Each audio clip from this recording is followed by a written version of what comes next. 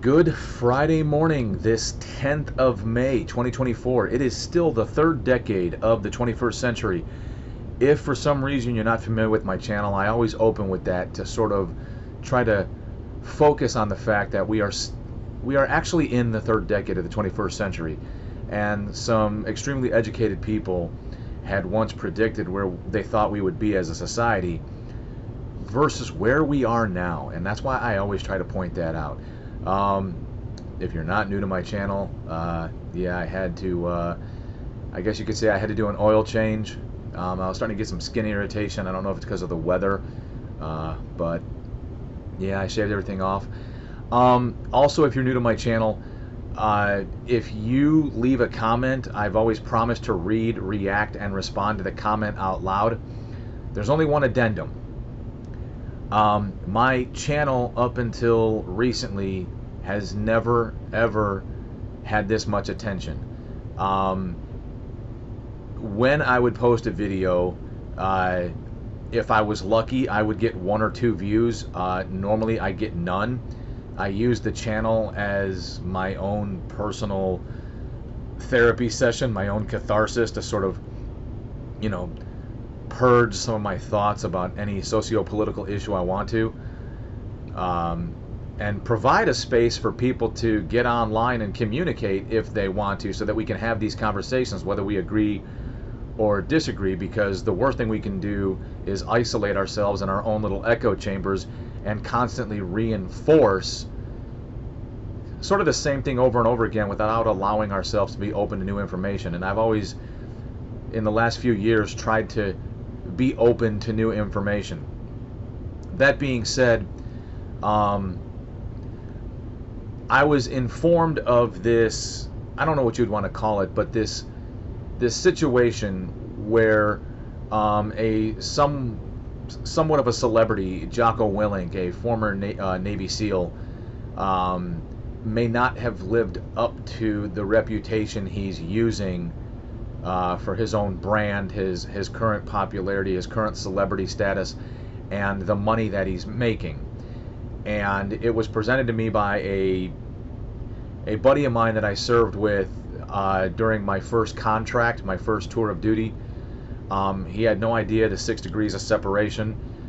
And the reason I got involved without knowing or without thinking or without having a clue that my own personal channel would blow up to where it is now is it was being presented in the manner that this whole argument was being made off of a letter that was written, and the way that the letter was coming across is where I was like, something doesn't sound right.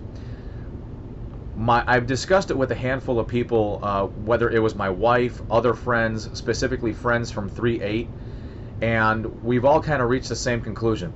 Sometimes it's very hard to get everything from your head to the paper. You know, it's kind of like anybody who's ever used a funnel before, where you inadvertently put too much stuff in the funnel, and the funnel can't keep up with the volume in which you're pouring, and stuff spills out. It was recommended that the XO was trying to provide this much information, but he was only able to write or type this much. And then, of course, I've always been a fan of the concept that that may not be my experience. It doesn't mean it's not your experience. You know, multiple things can be true.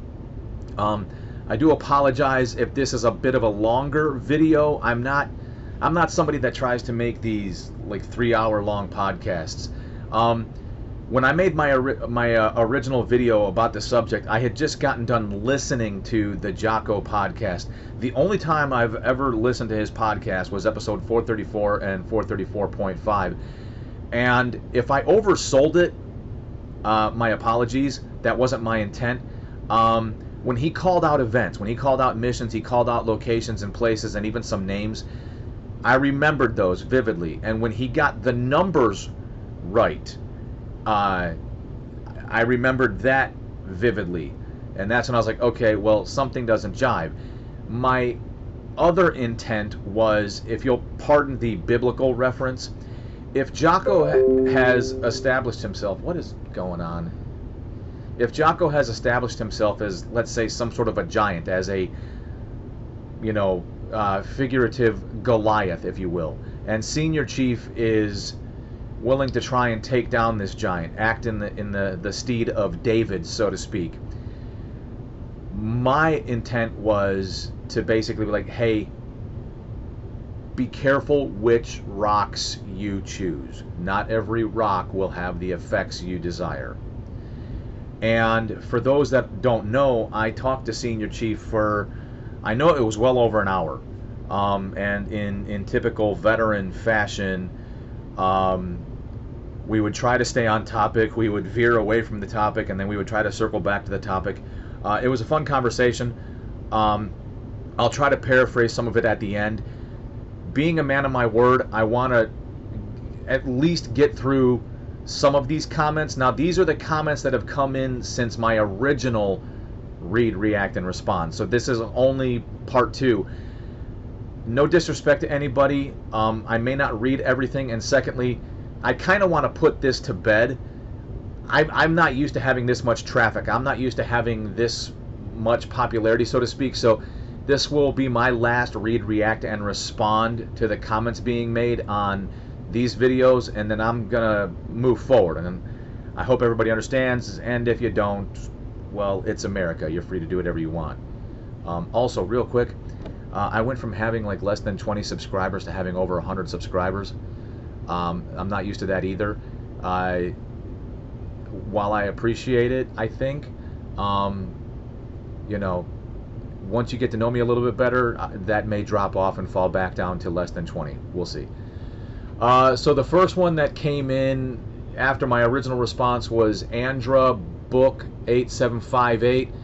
I'm not going to read the whole thing, no disrespect, but clearly you're talking about somebody that Jocko's friends with or whatever, and it clearly seems as though you're not a fan of whoever this person is, and by extension you're not a fan of Jocko, and that you don't think that Jocko should have a platform. I'm paraphrasing.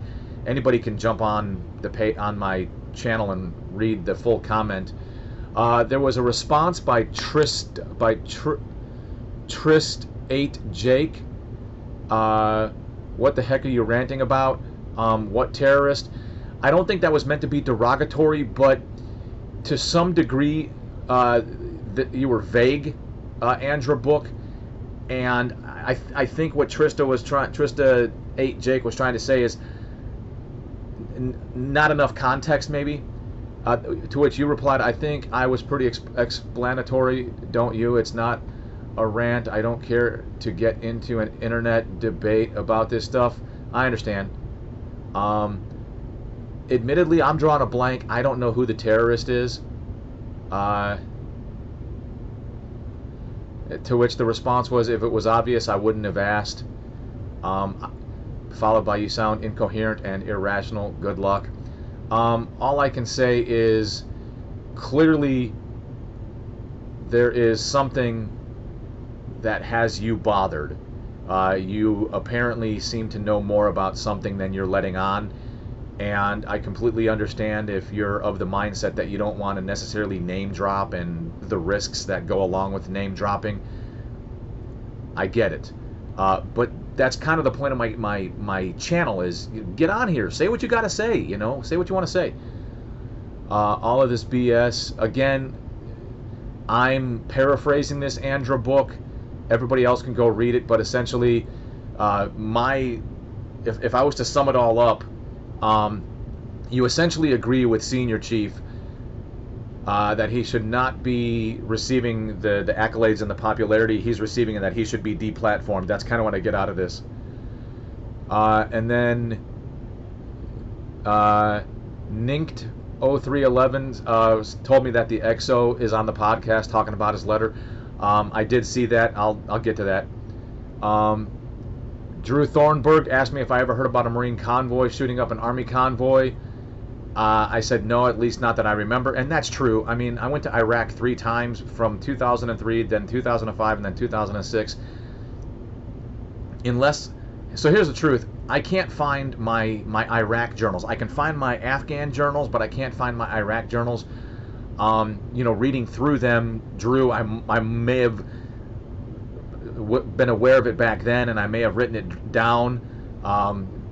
Drawing a blank at the moment. And then, of course, you go on to explain what happened.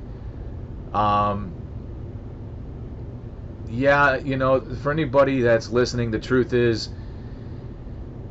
when there's a serious threat of death or dismemberment, nobody's bulletproof.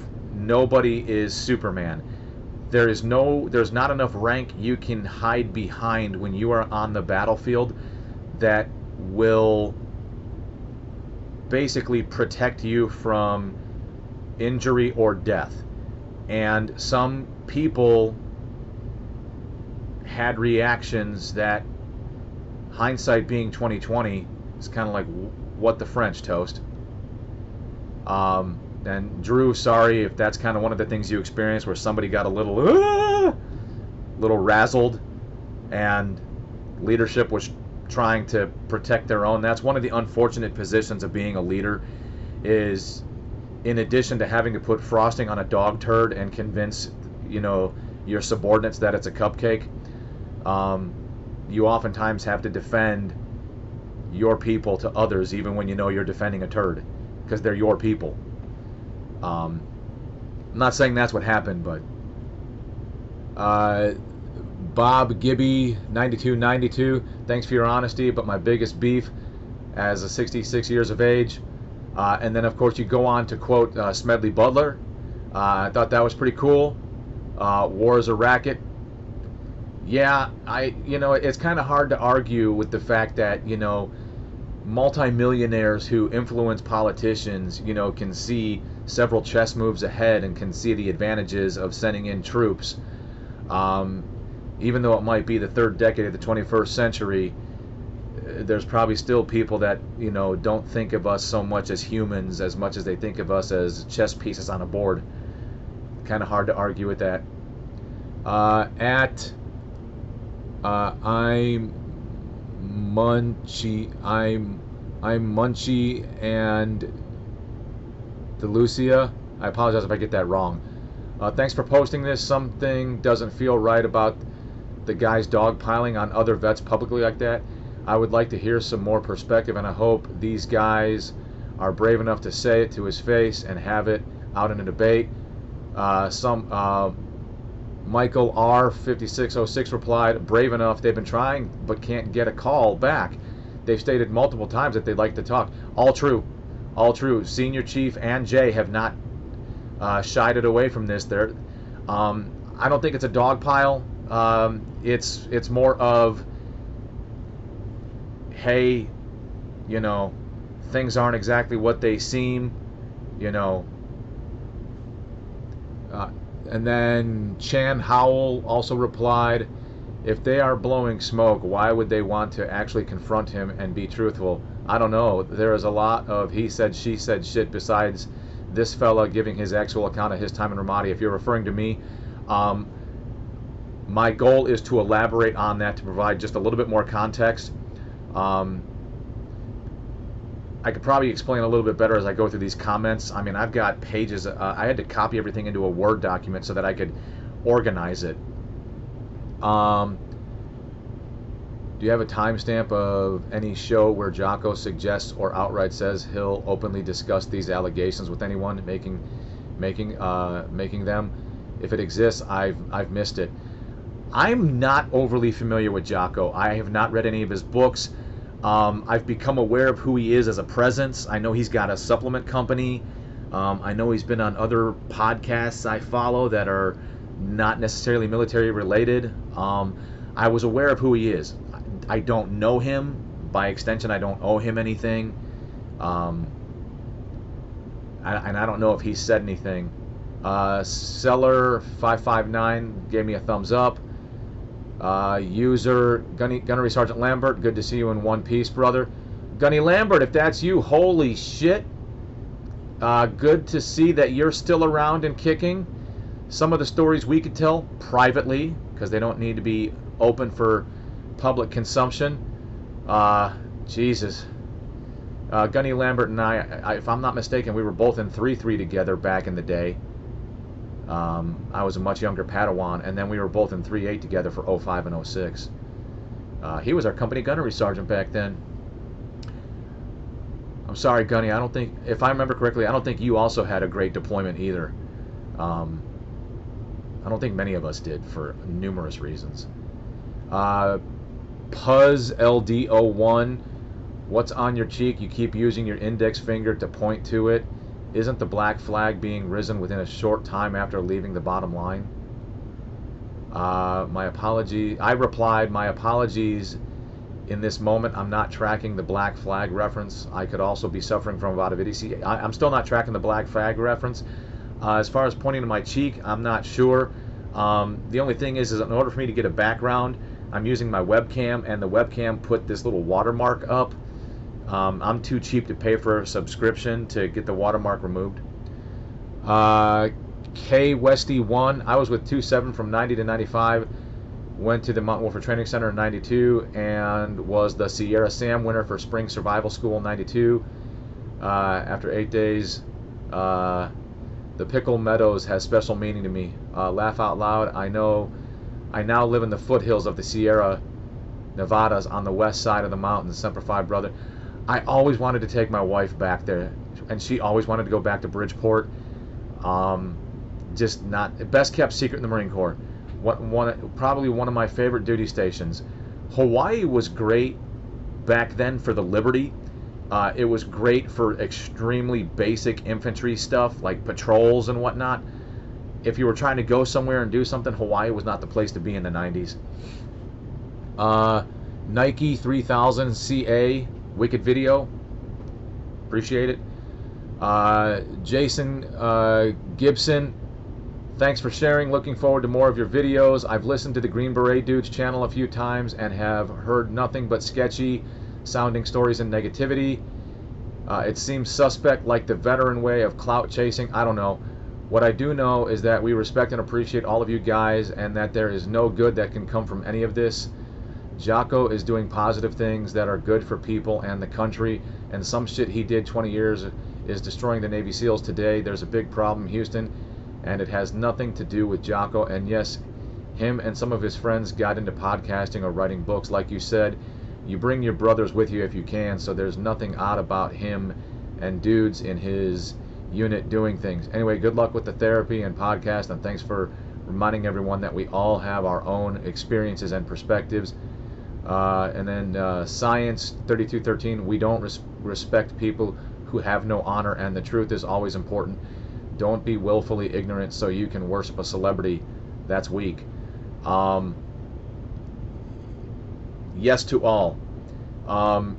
Could it be said that Jocko's doing good stuff now? Sure. Could it mean that it's built on a foundation of bad things? Yes, it could mean that as well.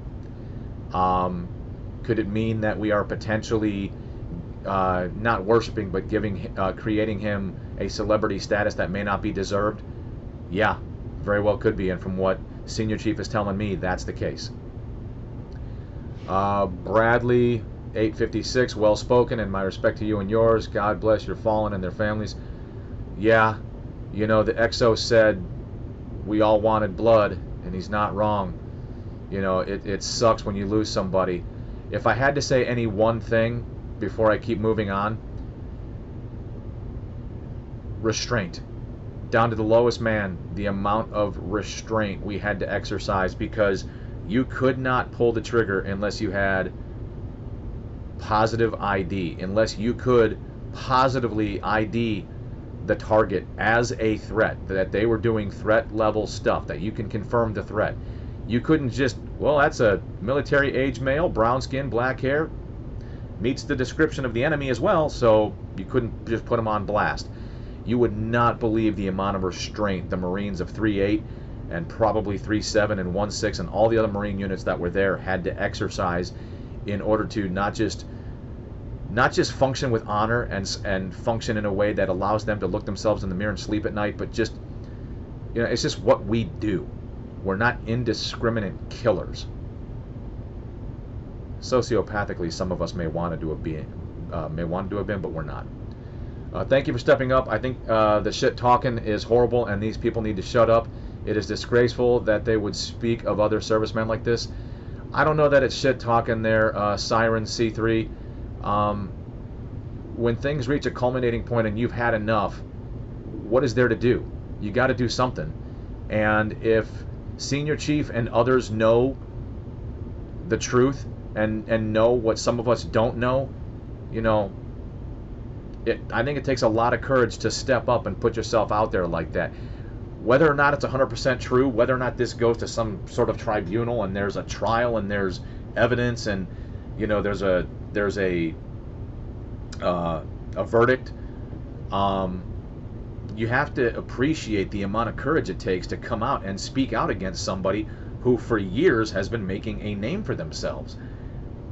I served with the 11th MU Fox Company 1-9 and later Fox 2-1. I know well that war is hell. Jocko writes and talks about leadership. It's good stuff. I was with Jocko on a deployment during the dry years when he was still enlisted. He, by all accounts, was a good SEAL. His lessons learned are what they are, and what he promotes is good stuff.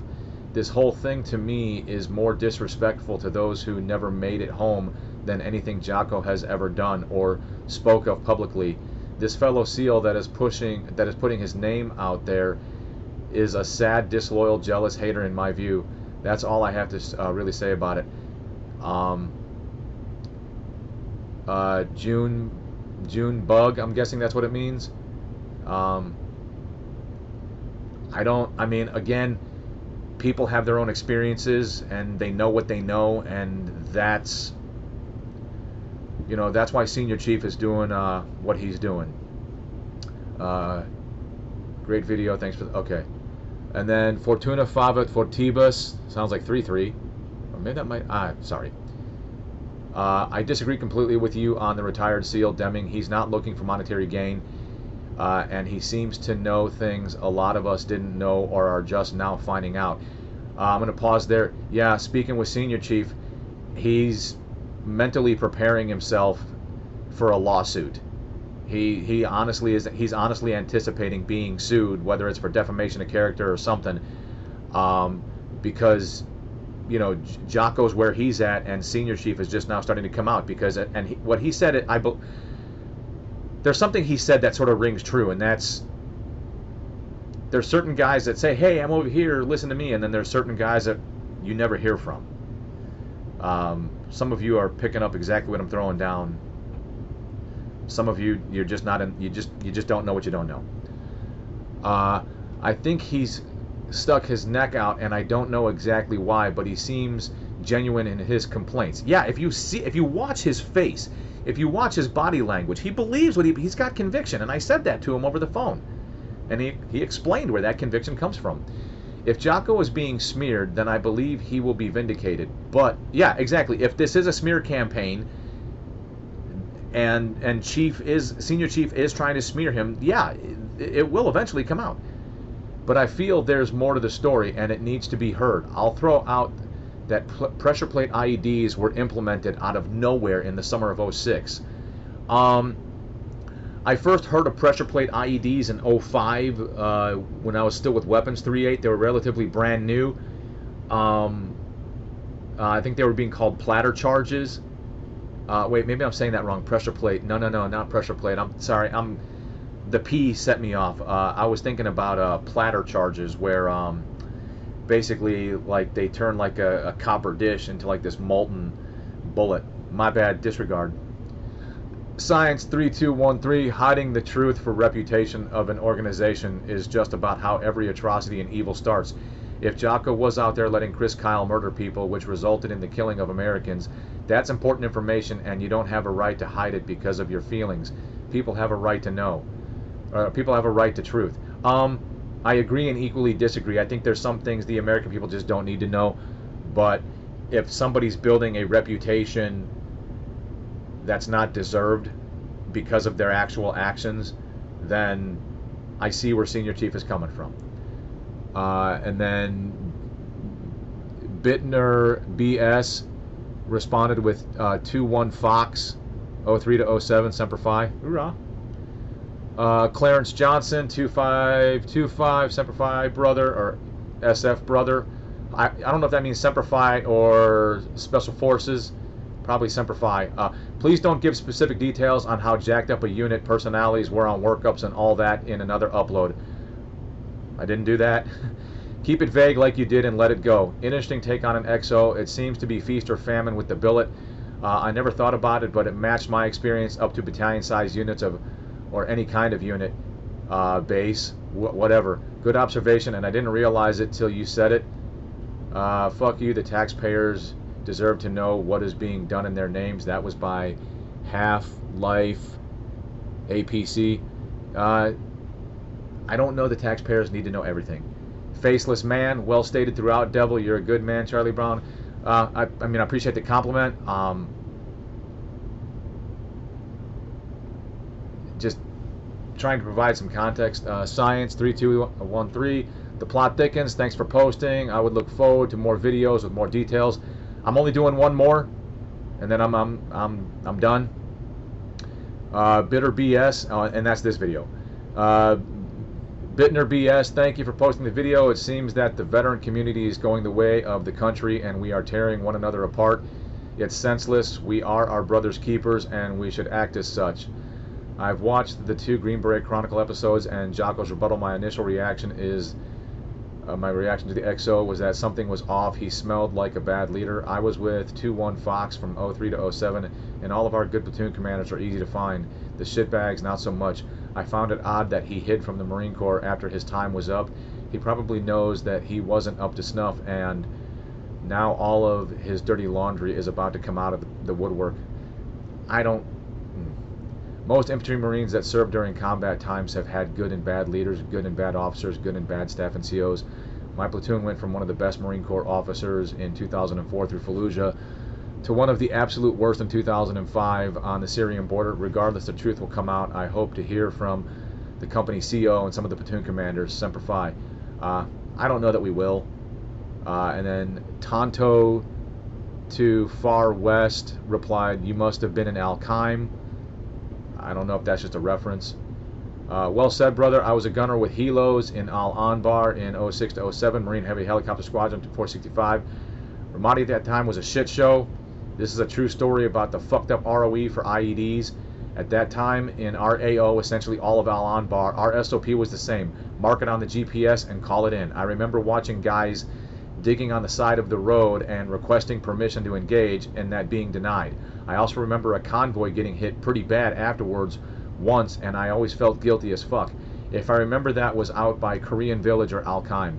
We as veterans should be looking out for and uplifting each other. We have gone through enough shit, no reason to drag each other down. You're a good man and a patriot, Semper Fi. Real quick, because it's probably going to get to that point, I wasn't trying to discredit anybody. I wasn't trying to set the record straight. When I first heard the letter, and I heard it repeatedly, things didn't add up. However, I put the disclaimer out there. That doesn't mean some of what he's saying isn't true. That doesn't mean that he had different information than I did, and the information he had wasn't necessarily considered shareable because it didn't impact our mission or my mission. I'll get to that in a second. Well, however many minutes it takes for me to get through all this. There's a lot of you that wrote. My only legitimate, thoughtful response for read and react is smile if you're gay. Have you seen the new video responding to Jocko's response with the XO and talk about and another Marine? Do you have any thoughts on that? I did see it, JMat7000. I'll try to respond. I'll try. So many damn comments that I'm not used to. On something you said quickly, not the drama. I was in 1-5 for OIF invasion, a 3.5-yearish Marine looking up to the higher ranks the same way you described. Is this normal? Is this what's supposed to happen? You're quoting me. We received zero direction or communication, really. I lost a lot of respect for some higher-ups, and that really talked a lot, and I lost some respect for the higher-ups that really talked a lot of shit pre-invasion. I think some of them started to see what's at stake, their lives, and all that kill motivation shit disappeared. They continued on in their careers, and I got out. That invasion was just different. No one knew what the fuck was going to happen. Way different than going into a known hostile zone later on. I think what you're referring to, Mike SS308, is when I crossed the border into Iraq in 2003. I had already been in for over 8 years, closing in on 9, and I'd never been tested in combat. I'd never actually been in combat. I mean, I'd done the whole, laser tag training that we had at the time. I'd done the whole paintball rounds that we had done at the time. Those paintball rounds hurt if you're not protected from them. But you still don't feel that sense. You don't feel that sense of urgency. You don't feel that real sense of death. I mean, if you allow it to sink in when you're hit by the paintball or you're tagged by the laser, you just got hit, and that could be a mortally and fatal wound. And I think what happened to a certain number of guys that had earned a certain amount of rank by the time the invasion happened, that grew up in a relatively peacetime Marine Corps, it finally dawned on them that while there may be benefits to rank may have its privileges, there is no rank on the battlefield that's bulletproof. There is no rank that is IED proof. There is no rank that will shield you from the effects of shrapnel and bad things happening. It's fair game. The enemy doesn't specifically look for our rank all the time, because I think for the most part we hid our rank in uniform as much as possible, so that we all look the same, so that specifically leadership that controls the battlefield wouldn't get targeted. But nevertheless, a lot of people, I think, came to that realization. Some reacted and responded as they should. Worse are those that did not. And I saw some of that. I did, however, see way more guys that did perform, but I remember feeling utterly embarrassed for the ones that did not, because you give the rank a bad name, you give the position a bad name, you give leadership a bad name. So I hope that answers your question. Lewis Morgan, 839, well said. All the best from England. Cool. Man, thanks for making this video. The discussion really needs this. I, for one, would like to see you interviewed on Green Beret Chronicles, and it sounds like people have already reaching out to Jay to request an invitation for you. Okay. Jay don't want that. Have you seen dude's videos? It's a grift of SEAL hate. Typical inter-service rivalry BS, talking about how professional and great SF is, how evil SEAL team is, etc. He wants clicks and drama. He's a grifter. I don't know that that's the case. And quite frankly, all of my experiences with actual, like, Army SF have been phenomenal. Phenomenal. The couple times I have dealt with SEALs, I've had some individual SEALs kind of rub me the wrong way, and I've also seen SEALs perform superbly. Just maybe not in Ramadi. Extra Rice, I haven't seen his channel, but taking a quick glance, it does say a lot that his most viewed video is the one that's anti-Jocko. That's probably a coincidence. And let's not forget, Jocko's a bit of a celebrity. The reason it has a lot of views is because Jocko is a big public figure, so people would naturally find out about it quickly. Well, yeah, okay. Kind of goes to what I'm saying. You should email Jay at Green Beret Chronicles and ask if he will interview you on his channel. His email is posted in his YouTube bio, and he asked for anyone with experience in Ramadi during your time frame to reach out to him. I spoke to Eric on the phone, if nobody caught that. Amazing K, seriously well done video. You give a pretty good accounting of what you saw on the ground there. No speculation. Thank you. Good contribution to the conversation. Several things seemingly inconsistent from different perspectives can be true at the same time. Thank you for picking up on that. Several things can be true at the same time. My experience doesn't have to match anybody else's. It's just my experience. It doesn't invalidate anybody. Joey Lyons, I subscribed, enjoyed the topic. Thanks for fighting for this nation, and I pray your child's health is improving by the day. Joey Lyons, 4549, I responded to you. Anybody else who gives a shit? My son's health did not improve. It would stabilize a little bit after the transplant in Cincinnati. I retired February 8th, 2015. 7 days later, on the 7th of March, 2015, my son would lose his battle with his illness. He was 7 years, 7 months, and 11 days old. I've had about 9 years to process it, which If you're not doing the math, my child's been gone from my presence longer than he was ever with me. So that's another reason why I have this channel, is I've been dealing with that for a while now, and it's also why I use this for therapy. One of my most looked up to senior Marines while I was in 3-8, Staff Sergeant Brody Van, just retired. As a young infantryman, I saw him get blown up 3 times, twice in front of me. The first was a video at SOI from Ramadi when a young Lance Corporal Van was on top of an IED. Love you guys, thanks. Van, I'm sorry I don't remember you. As far as time spent, I was really only in Weapons Company, India Company, and Lima Company. Jason K, how long have you and Jocko been dating? Funny. Don't know Jocko. Luke, free out, great presentation and discussion. Appreciate the objective point of view. I always try to be objective, because the way that we receive, process, and interpret information can present a different perspective than what anybody else has. Thank you for your all the service. I was in Ramadi in 04 with 2-4. It was rough. Thanks for posting this. You have a steady perspective, which can be really hard to arrive at. 2-4. I remember training you guys in Bridgeport right before you shipped out. You poor bastards got stuck in Okinawa for like 10 months before coming back to the States because of that whole stop loss, stop move during the invasion. And I remember keeping in touch with some of the staff and officers, at least the base kept in touch with some of the staff and officers, because many of us knew we were going to return to the fleet, and we wanted to be up to speed on what the hell was going on. Yeah, you guys wore the hell out. And I don't know if there's a book dedicated to your deployment or there's a book that discusses your deployment, but yeah, 2-4, holy crap. We did the rip with you guys in Ramadi. I was with Bravo Company 1-6. Hoorah! Yeah, that was a fun rip. I'm sure we've got some stories we can tell. James Simpson, like when Michigan was flooded between the Gov Center and Haria. I'll just leave that alone. You may or may not remember that. Thank you for sharing your side of the story, and thank you for your service. Whew!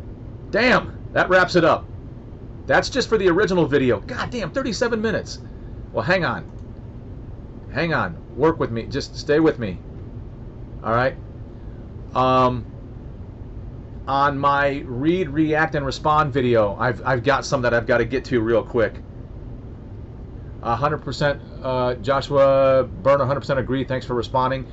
He's responding to me responding to him. God knows we will all be judged by the only righteous judge, Semper Fi. Thanks for responding. I wonder if there's anyone out there who can corroborate what the Navy SEAL is saying. Yes. Yes, there are. Random question, when you're in firefights in Ramadi, was there a way that you could tell you were fighting against foreign fighters due to their accuracy and tactics employed? Bob Muffin, I responded, and you caught that response. For those that are curious, some of my recollections is there was a sniper or snipers that were terribly accurate. There were the IEDs, and then whenever we got into firefights, if you could call them that, what I remember is most of them were they were RPG initiated, so they would volley fire several RPGs and then they would unload with automatic fire. And I apologize for the use of military terms, but when they would unload with automatic fire, it would present like this 7-foot by 7-foot cone of fire, where anywhere within inside that 7 feet was possibly a bullet. So you had to get out of that cone of fire and find cover. And if that cover obstructed your view from where the fire was coming from, then you could not physically engage. And this seemed like it happened more so than not, that they, whether by luck or by tactics, they would fire in such a way that it would obstruct our ability to get clear visibility on where they were coming from. And then once they were done, they would run dry on ammo. They would disperse immediately, and they would look like everybody else, a military-age male, brown skin, black hair. And unless you could see that it was them, you couldn't engage. That wasn't necessarily the case all the time. Sometimes a couple of guys were in a position where I got them, and they would return fire, and we'd like to believe that our effects were positive, but they were also really, really good at dragging their dead and wounded off the battlefield, so that we couldn't necessarily perform investigations and exploit the information. You need to come to a 3-3 reunions, 11 years in running in Salem, Ohio, last week of August, always. 3-3 vets from 93 to 04. I can't believe the battalion's gone, for one thing. Secondly, I don't know that I did enough in 3-3 that it stood out, other than probably the greenest I've ever been was in 3-3, doing 30 miles a month, living in the field. I mean, the greenest Marine Corps that I remember was in 3-3. So, yeah, I don't know. Ohio, you want me to go back to Ohio? Nothing against the state of Ohio. I just had a weird experience with the whole my son and the Cincinnati Children's. And new video with the Marines dropped. Can you respond? Jesus, there's 8 replies. I asked for a link, got the link, watched the video. I'll respond momentarily. He explained the 36 number in yesterday's video. He clarifies it as 17. I did see that. Without our military, we have no freedom. Thanks for your service. I respect how humble and respectful you try to be when discussing events. Thank you. Try to be. I'm trying. I'm not saying I'm successful. On the other hand, I don't see what Ryan or Eric would gain from saying what they said. Absolutely true. Why would they gain anything from sticking their neck out like that against what's essentially a celebrity? Many things can be true at the same time. Maybe all of you are right. Like you said, many things can be true at the same time. Thanks for trying to be fair and respectful as you can be, Iris. Thank you. Thank you for getting that. I got to pause for a second. One thing my wife and a couple other friends, to include friends that were there, pointed out is people have a terrible tendency to hear what they want to hear and drown out anything else that may contradict or not support hearing what they want to hear. And I can't help but wonder if that's what some people are doing on all of these different channels. They're only hearing what they want to hear to support their preconceived notion of what really is and what really isn't. Also sometimes referred to as an echo chamber. Hey, Devil Doc here. What do you think about the newest video they dropped? My memory and what they are describing don't align. Doc, I'll get to that. Another good video. Therapy is going well. 2 things. They addressed the number and said 17 were lost while in Ramadi, RIP. Second, were you guys and the SEALs around Iraqi soldiers? That's something I think would be a huge factor and something Jocko mentioned. The other folks haven't. If Iraqi soldiers were always with them, I don't think they would be able to do crazy shit. That detail could squash it all. In certain circumstances, we work with Iraqis. I think Lima Company may have had the most interaction with Iraqis because of where they were stationed at. Kilo Company may have had some interaction. I don't know if I can elaborate more on that.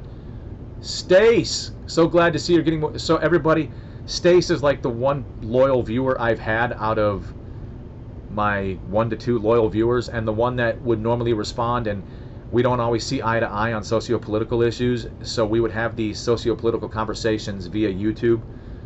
Stace, good to see that you're back, and I hope all is well. I appreciate the information you provided. A grunt's perspective, I was with the 172nd Stryker Brigade up in Mosul and later Kop Rawa, and in 2nd Mardiv AO while I was in the Air Force as a tactical air controller. We got to work with your 1st and 3rd Anglo teams, real scored away dudes.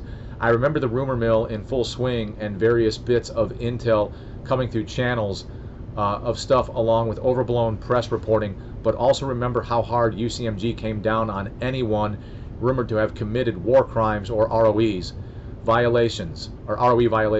I suspect there is certainly some shady background to the SEALs which drives the senior chief petty officer's conviction.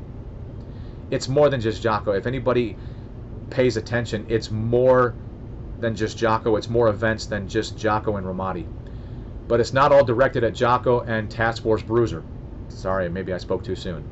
A lot of it is rooted in Op Anaconda and the brand mafia type clique that formed to obstruct the Air Force's investigation into Tech Sergeant John Chapman's Medal of Honor.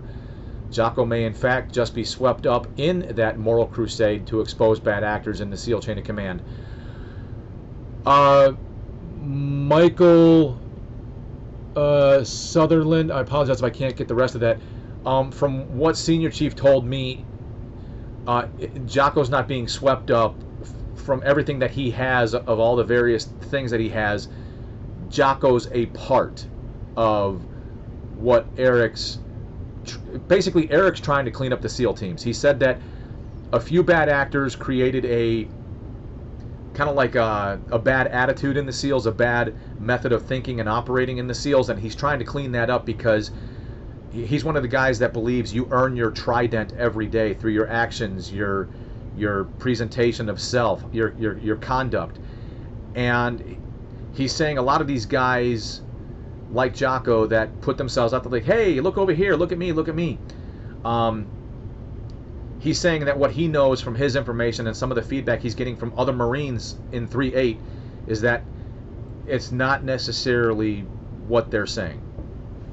What do you call a corpsman? A veterinarian? Haha. Sick background. I like werewolves. I'm sorry. I'm still a nerd at heart. Eric got on my channel, and that's how we got to talking. I don't know why I had such a massive brain fart. It was Staff Sergeant McIntosh that was killed right away, one of our first KIAs, and a corporal, not a corpsman. God, it's that CORP that messes me up. A corpsman was killed with McIntosh. You got the dog man in the background. That's a topic that's really interesting, brother. I just like werewolves. Okay, holy crap. Huh. So, what kind of perspective can I provide that can maybe assist in people understanding why there can be multiple experiences coming out of Ramadi from the same battalion? So, I'll try to squeeze it in 1 hour. No promises.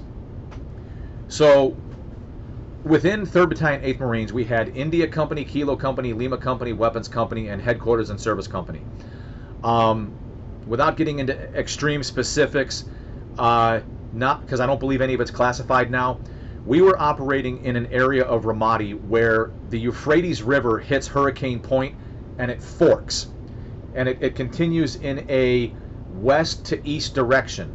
There was a southern tributary that went into Lake Habbaniyah, and the remainder of the Euphrates to the north continued in an easterly direction, albeit northeasterly.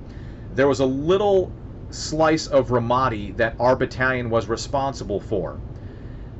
It was a large enough piece of land that it took a battalion, but you have, the reason I bring this up is because on the southern side of the southern tributary was the entire remainder of the city of Ramadi.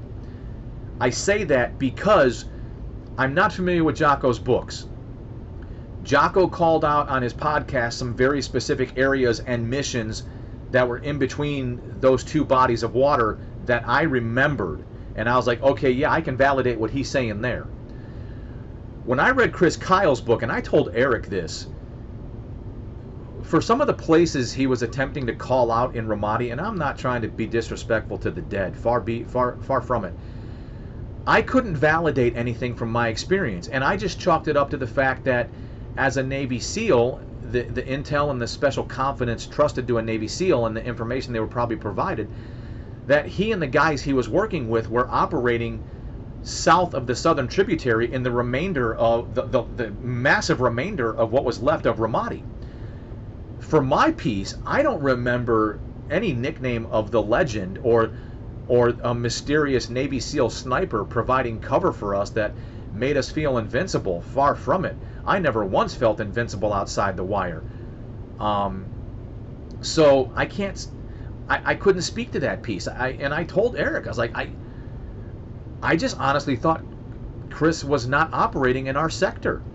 And I also told Eric that I don't ever recall interacting with the SEALs other than I knew there was a call sign, Red Bull, that I believed to be the Navy SEALs that did operate in our area. But I digress. Allow me to give you that context. So within that area of operation, India Company, my company, the XO's company, we were given the North ECP, and then we had some patrol battle space north of Michigan, east of the North ECP. I just can't remember. I don't think we had everything from the North ECP all the way to checkpoint 2, 9, or 6 north of Michigan. I think we only had a portion to patrol.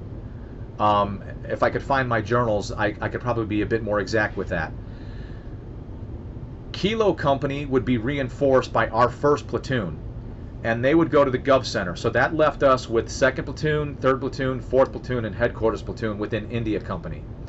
And we would rotate on a weekly basis where one platoon would be at the North ECP, the other platoon would be on guard and watch duty at Camp Blue Diamond, and the other platoon would be on standby for patrols, missions, QRF, you name it. And that would be for the first third of the deployment. Also at that time, Lima Company, and I apologize, Lima Marines, if I screw this up, it's been 18 years. They had OPVA, they had, I think, a place called the Snake Pit, and they had, I want to say, the Joint Reception Center, the Joint Recruiting Center, something like that. And then Kilo Company had the Gov Center. They had OP Haria, and I'm sorry, Graham, I don't remember OP Sunset, but I'm not saying it didn't happen. And Kilo would be reinforced by our 1st platoon, and that was at least the first third of the deployment. Now that time frame is not extremely specific. It's just I'm trying to kind of speed this along a little bit, you know, to make it a little bit easier to consume. Weapons Company would man the southern ECP, and they would also use their vehicles to patrol the battle space in vehicles, usually 4-vehicle convoys. And Weapons Company wore the hell out. Weapons Company was like, every time they went out, it seemed like they were always in contact. I mean, Jesus. And to Graham's point, I remember the Gov Center being a single point of friction where it's where people went to go make complaints. It's where the Iraqi government in that area was trying to govern, and as a result of which, that's where the insurgents who disagreed with the government would also attack, and where Al-Qaeda in Iraq would also focus their attacks. So like Graham said, if you wanted something out of that deployment, that's where you went.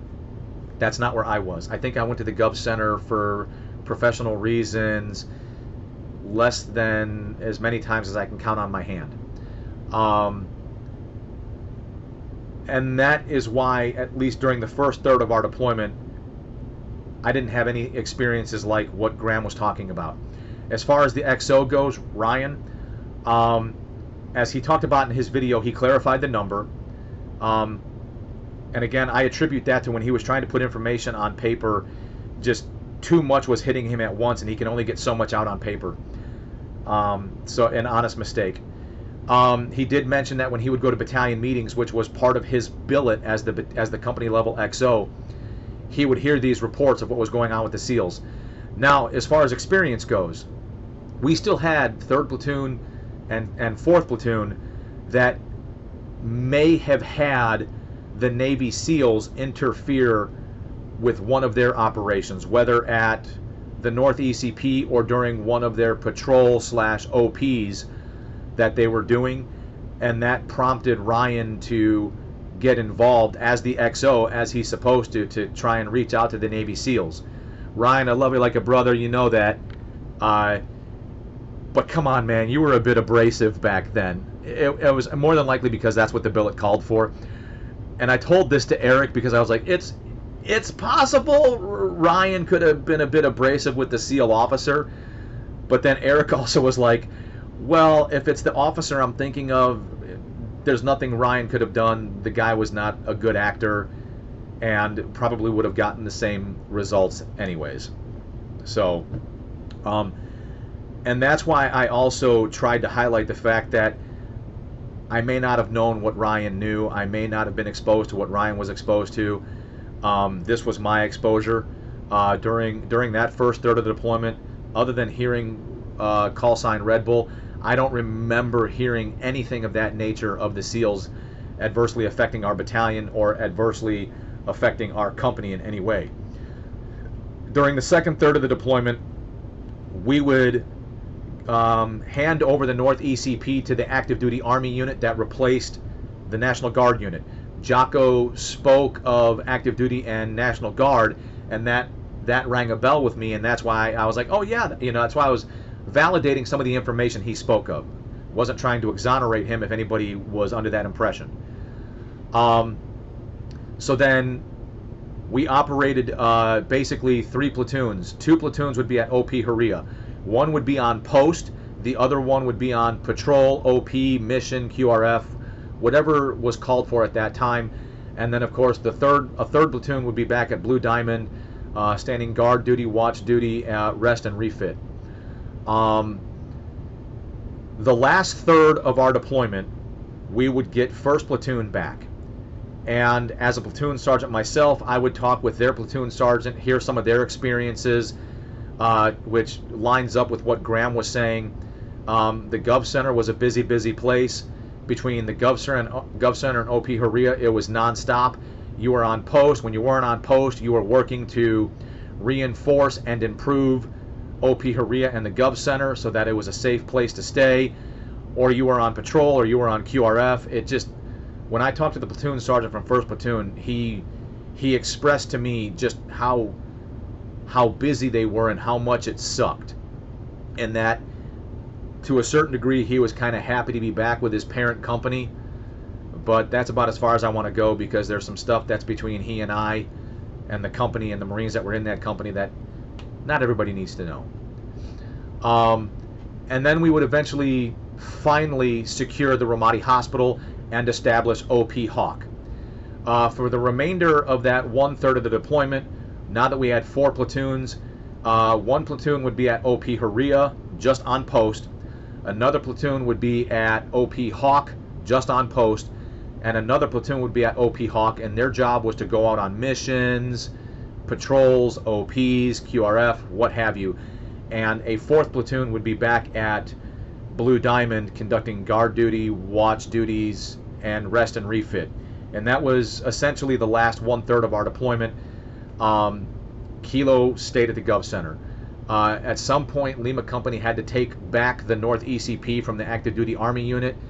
I think they turned over 1 or 2 of their positions, like Snake Pit and the Joint Reception Center, to the Iraqi government. So I think they probably worked more so with the Iraqis. When we were at the North ECP, we did work quite a bit with the Iraqi National Army. We tried to put their face forward. We tried to put their presence forward as they dealt with the people coming in and out of Ramadi through the Northern ECP.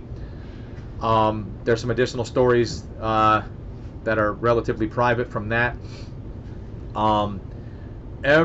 Most of what I remember is we had human intelligence Marines coming through that were attempting to gather intelligence, whether or not they had confidential informants that would meet them there. Because it was an easy way to, like, oh, I'm going through the checkpoint. Oh no, they need to question me. Because that would look normal, that would look every day, and that way it allowed the human guys to talk to people. And every once in a while, somebody would come through in non-military clothing with a beard and a painted weapon, and you just kind of chalked it up to, well, you look like that for a reason. You're clearly somebody who is none of my business, and I just went about mine. And that's what I remember, and that sort of sums up my experience, which is why I was not at the Gov Center and I cannot speak intelligently. I did speak to a good buddy of mine, however. He was in Kilo Company. We're still friends to this day. And all he could really say was just how good a Marine Graham was, how outstanding of a Marine Graham was. And that, whether it was scuttlebutt or 100% fact, Graham's the horse you'd want to back. So in this particular reference that I made almost an hour ago, Graham's one of the stones you want to use. I heard Ryan's response, and it kind of, aside from the oopsie-daisy, the faux pas with the numbers, I can't invalidate anything else he said. He would hear this stuff at battalion meetings. I said that was possible. It's also possible that the information was only shared with who it was deemed necessary. I may not have been deemed necessary at the time. and because of whatever Ryan found out, it also may not have benefited or had any profound impact on us. 18 years later, I personally don't recall any stories other than what I've just heard recently of the actions of Navy SEALs causing unnecessary violence. That may have been common knowledge at the Gov Center, but Kilo Company operated independently out of the Gov Center, so it's entirely possible that's why I never heard of anything of the such. My recollection was Ramadi was a violent enough place, the insurgents had enough of their own reasons to fight us, and AQI had enough of their own reasons to fight us. I didn't know that, I didn't know at least that some of what the Marines at the government center saw and some of the things that they witnessed and some of the things that they were aware of may have further exacerbated the insurgency's desire to want to fight us, AQI's desire to want to fight us. To Graham's point, yeah, I don't ever remember anything being called the Battle of Ramadi. If Jocko is selling it that his SEALs were directly responsible for this singular title, the Battle of Ramadi, and winning the Battle of Ramadi, I cannot validate that, and I've never heard that, and I don't know any of that to be true. What I do know to be true is multiple units, I think starting with 2-4, possibly being replaced by 2-5. I know we replaced 3-7. If I'm missing a unit in between, I apologize, gentlemen, that wasn't my intent. Then us, we were replaced by 1-6, and then Graham says he believes 1-6 was replaced by 1-8. And then I think at some point 1-7 went back there, or 3-7 went back there, but I digress.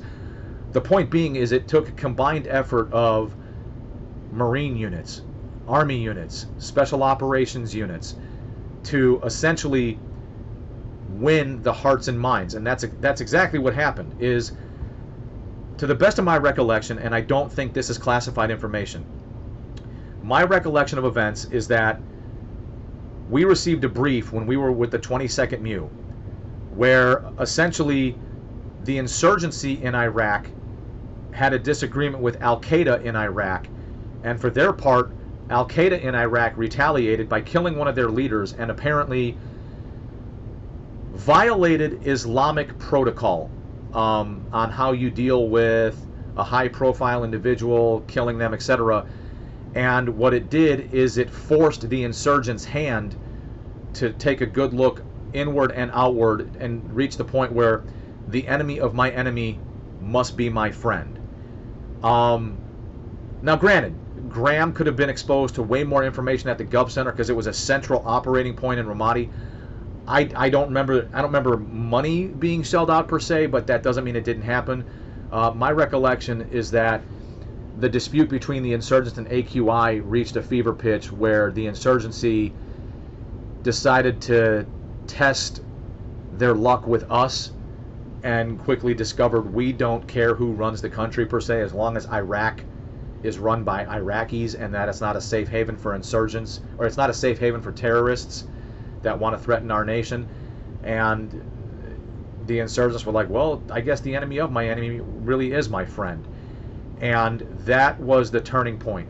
And it could have only have been allowed to happen if the Marines didn't conduct themselves honorably, if the soldiers didn't conduct themselves honorably, if the sailors didn't conduct themselves honorably, and if the special operators, whether they were SEALs, Delta, Green Berets, whatever, didn't conduct themselves honorably.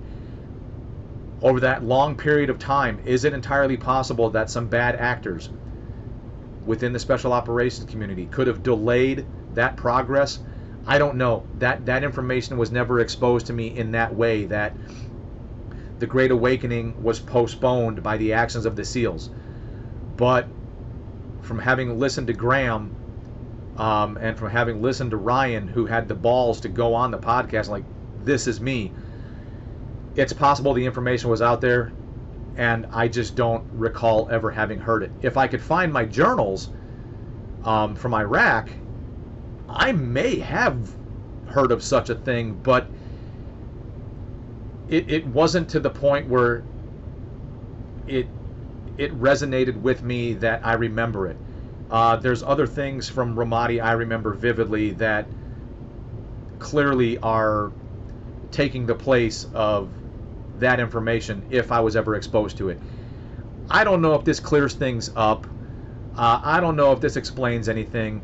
Ryan, when the letter was exposed to me, it just didn't sound right, and that's why Jay asked you the way that he did, because the way the letter was coming across was that you were stating that the 36 Marines killed in Ramadi were a direct result of the SEALs' actions, and that's kind of how I was interpreting it at the same time. And I'm like, I didn't know you as Ryan, by the way. I knew you as the XO, and I was like, that is not at all how I remember it.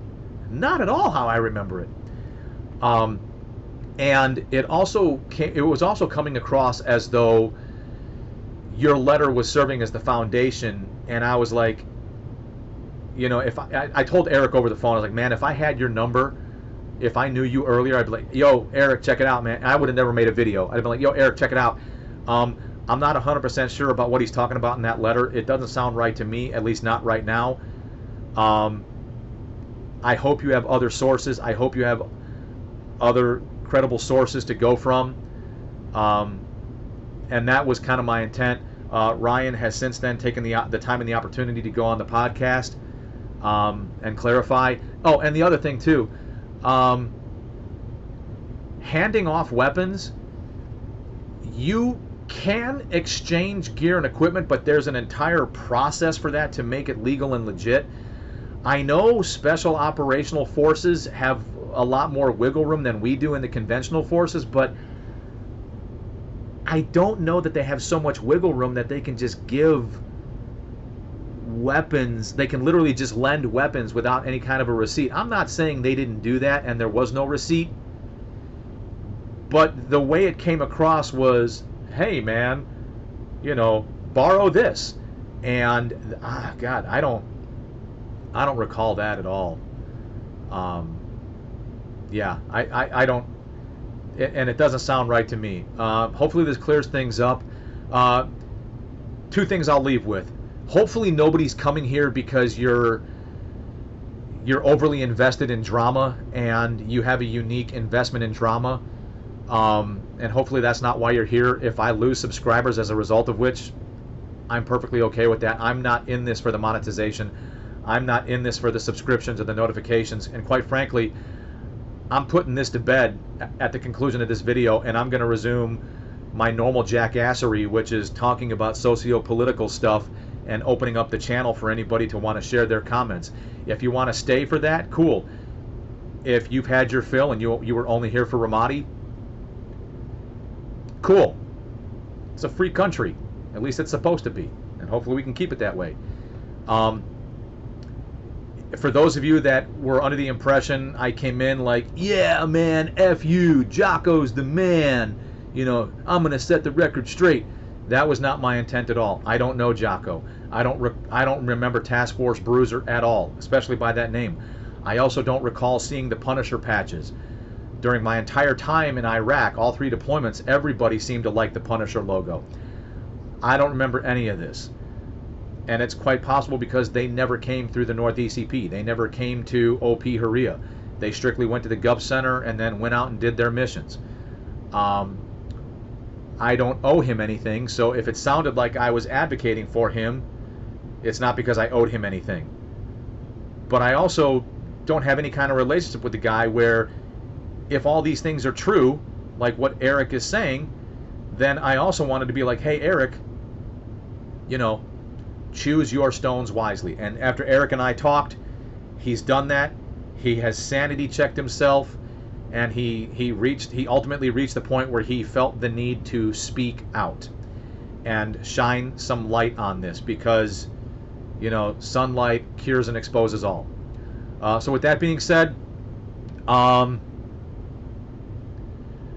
like to read, react, and respond, but if it's a lot of the same regurgitation, if it's a lot of the same stuff repeating itself, no disrespect to anybody, I'm not gonna continue this treadmill and continue to expend effort to get nowhere. If and when I can get around to it, I'm gonna try and make another video. I got up specifically early to make this video because now I got to go do my quick little PT, and then I got to get cleaned up and I got to get to work. And I'll probably shave this again. God, I really do look different without the facial hair. I'm not saying it's better. I'm just saying I look different. So, hey, there you go. Again, I'm not in this for anything other than my own personal therapy. You know, if you want to like it, go ahead. If you want to dislike it, go ahead. If you want to subscribe, go ahead. If you want to comment, go ahead. Depending on the comments, I just may not read, react, and respond to them because I want to move on. But everybody else, please be safe out there.